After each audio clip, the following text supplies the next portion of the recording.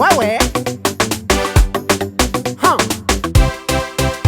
Kwatinina hatskudanye keti efa kuyankahane Tikitik fonina zatikiti kiratina Misa minina zimba misa minina metinina apmashishiro Tikitik fonina zatikiti kiratina Nina seno zamanafo anotsi pavaluko Tikitik fonina zatikiti kiratina Takelin fila nuterena azamieri ngakanzukune Tikitik fonina zatikiti kiratina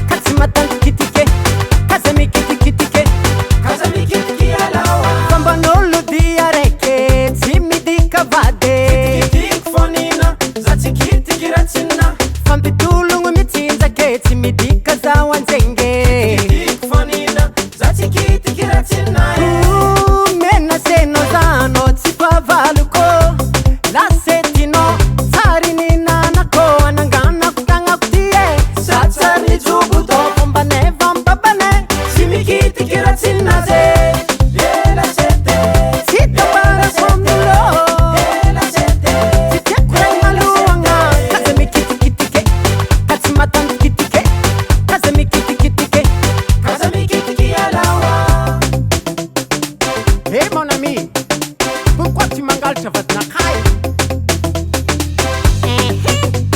Manangal ta vatno sa non kit vatna kai. Iteba, calma.